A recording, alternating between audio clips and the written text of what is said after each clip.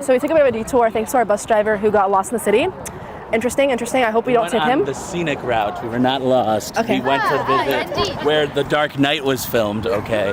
No, we were lost. Mr. Radcliffe's plan. Yeah. Explicitly the plan. All right. So now we're walking around because I guess we don't have any other way of getting into the museum. But we will be there, and we will do this field trip. What do you have to say, Gabby?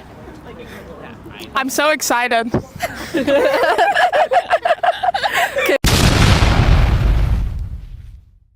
So I'm interviewing some people on the way to the museum. Who do we have here? See Brad. Miguel? How excited are you guys? Like a 10 right now. Really? Yeah, 9. Thank you. Who are you guys? Okay. Who am I here with? You're Tino Savino. John Lissy. How excited are you guys? Very excited. It's going to be fun. No, I'm very excited to explore this with my friend here, John. We're having a great time. Thank you. 3, 2, 1. The prestige and perceived economic value correlated with certain artifacts attracts more interest from viewers, such as with more well-known artists or regions like Monet Christian artwork from medieval Europe. However, the economic value of art shouldn't change the way you experience or appreciate it, because the true value of art is how it makes you feel or think. When you look at a painting, sculpture, or any artwork, you're connecting with it on an emotional and intellectual level. It might make you feel inspired, curious, or moved in a way that has nothing to do with how expensive it is. So, even if a piece of art isn't worth millions of dollars, that shouldn't change how it speaks to you. The value of art is personal and emotional, not just about its price tag. The overall architecture varies depending on what location you are in the museum. For example, high ceilings can be found in exhibits such as the Arts of Europe, which show that these exhibits are tied to the high-end modern architecture that is present in interior design today. Low ceilings and columns are found in exhibits such as the Arts of Africa and Arts of Asia, which sends the message that these areas had less time and effort put into them. The museum's variety and collection of art are surprising. Being able to show different parts of history in different regions of the world, not just America, shows the importance of how we are all connected and a part of history. Some of the art that the museum is displaying connects us to one another. It's not just the diversity, but also the artwork itself, signaling its emotions and language and sharing its history.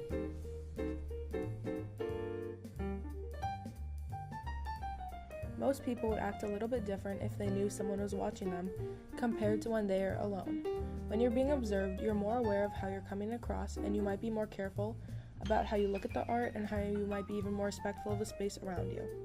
When you're by yourself, there's no pressure about how others might judge you, and you might feel like you can take your time to explore and reflect. When we went to the Art Institute and were in rooms with more security, I felt like the artwork in those rooms was viewed as more valuable than the artwork in rooms that are under constant surveillance.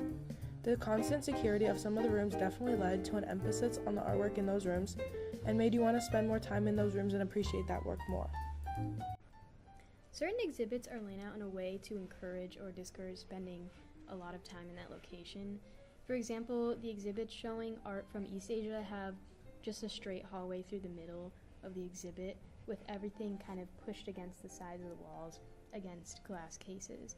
And the exhibits also act as like a passage or a hallway through which to reach another exhibit.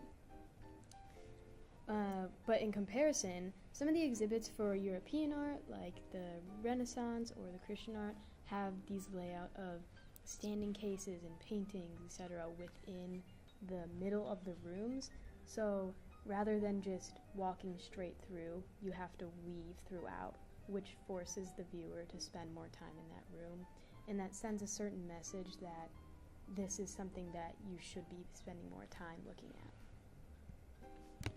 There were certain rooms where the light suggested you should either be quiet or silent, especially in smaller, darker rooms. When it came to the European Renaissance displays, the room's lighting and design had almost a regal feeling, which made viewers feel they needed to act more respectfully due to the perceived value of the artwork.